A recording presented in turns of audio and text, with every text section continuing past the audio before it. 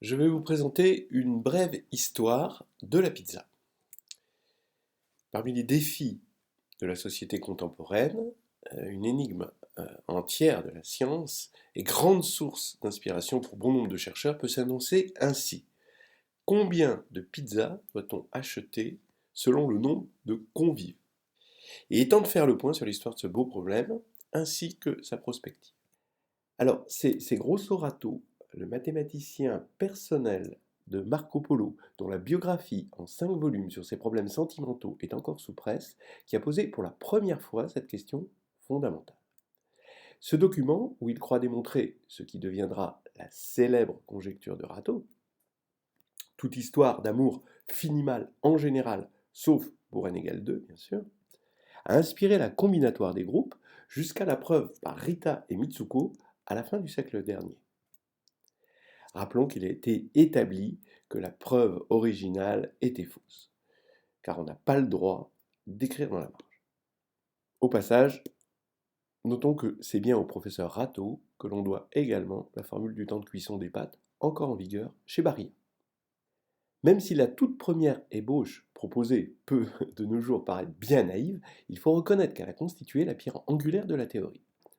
Le savant a su dégager très tôt l'intervention des constantes universelles pi et zeta, d'où son nom pizzetta, contracté en pizza durant la révolution industrielle du XIXe siècle. P étant bien sûr le nombre de pizzas à prendre en fonction du nombre de convives n, P égale n sur 8, facteur de pi puissance zeta, n étant bien sûr le nombre de convives. Aujourd'hui, il paraît bien évidemment grossier de ne pas avoir introduit à l'époque le facteur fin, donné par f de ct égale h m de c, facteur de taux de c plus t moins t0 de c, où h c'est la constante de Hutt en scrunch par kilogramme par seconde, m de c la masse gravitationnelle du convive, taux de c son temps de digestion et t0 de c l'instant de la dernière pizza ingérée. La fin variant donc en fonction du temps, Isaac Newton, dont la passion secrète pour la pizzalogie justifie à elle seule ses recherches sur la gravitation, a proposé une formule intégrale. P égale somme indice C, sur les convives évidemment, de l'intégrale de t0 à plus l'infini de f de ct, sinus puissance zeta de t dt. Très élégant. Formule ultérieurement rendue obsolète par Hamilton dans son traité sur la pizza symplectique, dont l'intuition géométrique a inspiré une relativisation au premier ordre par Einstein, au second ordre par Zweinstein, au septième ordre par Siebenstein, et une généralisation prouvée par récurrence, mais forte évidemment, par Einstein, totalement inutilisable au demeurant, vu le temps de calcul qu'elle nécessite, et qui a coûté de nombreux remboursements contractuels chez Allo Pizza, entraînant bien plus tard une crise financière propagée dans le monde entier. Sur ce sujet, on ne peut que conseiller l'excellent ouvrage Réforme Blanquer et effondrement, ainsi que le discours de Christine Lagarde au FMI, juin 2011, Speed Rabbit, peut-il encore sauver la Grèce? C'est avec le développement de l'informatique et la puissance de nos machines que le calcul du nombre B de P de bière à apporter a été établi par l'algorithme de Chirac et de Bray. B de P sur P égale limite quand n tend vers plus l'infini de somme de k égale 1 à n de 1 plus p puissance moins k, le tout à la puissance k, et sur factoriel k. Prouvé empiriquement par les auteurs, Chirac et Debray, mais confirmé par Karl von Schützendorf au München Journal of Maths en 2002. Le plus ou moins une pour la route ayant été supprimé depuis l'existence du permis à point. La fin des années 80 a marqué un tournant dans cette épopée passionnante. Dès lors, la quantification de la formule de la série principale, sur laquelle de nombreux mathématiciens spéculent, lire l'article fondateur à Acta Pizzaiola, Q Analog of Conformal Representations and Q Cheese Pizzas, est encore un sujet brûlant.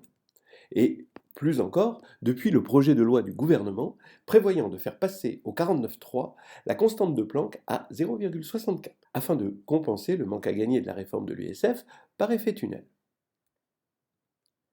Face à la fronde des physiciens quantiques, j'entends la colère, aurait répondu notre président. Lire aussi, manquerait plus que ce soit les riches qui payent aux publications universitaires du MEDEF.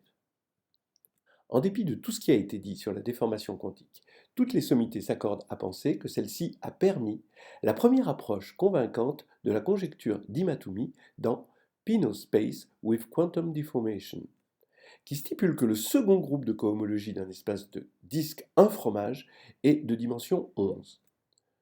Dim quantique de H2 de D1 est égal à 11. Comme d'habitude, on a posé Q égale E puissance H, H étant la constante de Hut. Une éminente collègue de Paris 6 a justement trouvé une dimension 11 devant une calçone commandée pour le championnat d'Europe des nations, démontrant ainsi l'égalité dans le cas générique, cas réputé difficile. Il est clair que les travaux de Cocteau sur la symétrie miroir impliquent que cette même dimension vaut 6 à Paris 11. ChatGPT confirmera rapidement ce dernier point, rassurant ainsi les incrédules. Mais cette découverte n'a eu aucune répercussion dans la communauté scientifique, dans la mesure où Paris, intramuros, s'est toujours méfié des preuves qui commençaient par « il est clair que ». Inutile de vous dire qu'à l'heure qu'il est, plus d'une douzaine de thésards travaillent d'arrache-pied sur une généralisation à un espace de disque de fromage. Nous conseillons vivement sur ce sujet le discours de Valérie Pécresse, rendre la recherche lisible à l'international. Mais cette saine activité de cette jeunesse fraîchement mastérisée s'arrêtera fatalement, puisque l'on sait, depuis les travaux de Grotthard-Morff, que le problème à 4 fromages est indécidable. Le devenir de la théorie quantique est donc désormais entre les mains des mathématiciens indécis, auxquels l'État a confié la lourde tâche de la sortie du nucléaire en 2045, ainsi qu'une sortie dégustation Beaujolais en 2520, et l'autorisation d'utiliser l'axiome de choix dans les examens de licence première année pour 3017. Pour conclure ce survey, signalons les espoirs portés sur le résultat suivant que l'on trouvera dans Universal Canonicity and Beyond, apparaître au Galactica Annalen, d'un mathématicien de Paris 7 qui par modestie a préféré taire son nom, théorème, toute limite inductive de sous-catégorie pleine de la catégorie universelle U admet une structure triangulée unique si et seulement si elle n'intersecte pas le cône d'Anchois. Ce théorème donne à l'humanité l'espoir de programmer un jour soi-même sa propre pizza avec une large gamme de suppléments et peut-être même la légendaire pizza NP complète, mais sans anchois, lorsque l'ordinateur quantique sera au point, et ce, sans passer par un livreur à scooter, facteur coupable de décohérence aléatoire. Le long métrage d'animation L'attaque des boulettes géantes est une référence évidente à cette application et aux inquiétudes liées à ce que l'homme fera de ce nouvel outil. La grave question qui s'en dégage et sur laquelle nous achèverons cet exposé demeure aujourd'hui intacte. Quel avenir nous promettent donc scientifiques et politiques?